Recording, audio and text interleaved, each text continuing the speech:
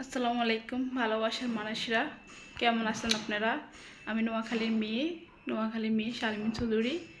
বর্তমানে আপনাদের সাথে যুক্ত হয়েছি চট্টগ্রাম থেকে। আমি অনেকে জানতে চাইছেন আমার বাসা কোথায়। আমি চট্টগ্রাম থাকি আর নোয়াখালীর মেয়ে। আসলে মেয়েদের কোনো বাড়িঘর নাই নাই বলতে কি আমার কিছু নাই।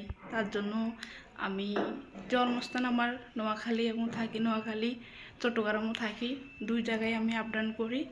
তো এটা হচ্ছে ভাড়াঘর। এটা এখন বর্তমানে আমি যেখানে থাকি চট্টগ্রাম, ওখানে ভাড়াঘর এটা। তো যখন বাড়ি থেকে আসলাম তখন শুধু একটা বগরা আর কিছু টুকটাক হালকা পাতলা জামা কাপড় যে আর কিছু আনিল। তো এখন মাশাল্লাহ টুকটাক এই যে যাই জোয়াইছি, যাই নিছি আলহামদুলিল্লাহ। কারণ হচ্ছে কি এখানে অনেক বাসার দাম অনেক বেশি, তার জন্য একটা রুম।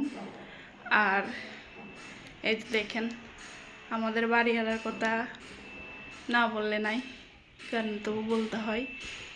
এটা হচ্ছে ভাড়াঘর, সে ভাড়াঘর দিছে একটা কিছু কি ভালো লাগছে কি তার এই যে এই গ্যালাসটা দেওয়ার কারণে ধরো না, এই যে কেউ আসলে আমরা এভাবে দেখতে পারি, এটা দিয়ে দেখতে পারি কেউ আসলে।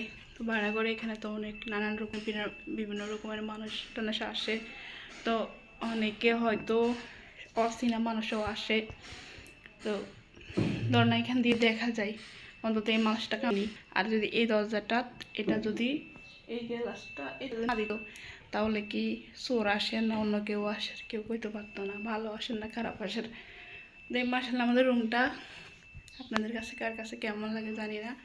তো এই যে গরিব মানুষের রুম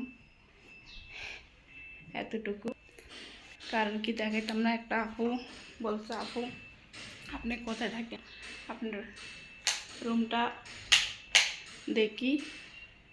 সে দেখতে চাইছিল, তার জন্য দেখাইতেছি।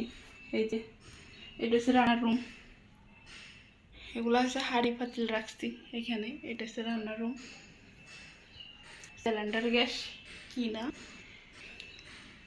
আর এই যে এটা দিয়ে বাতাস বাইর করি আর কি, ঘরের থেকে গরম বাতাস বাইর করি এটা দিয়ে।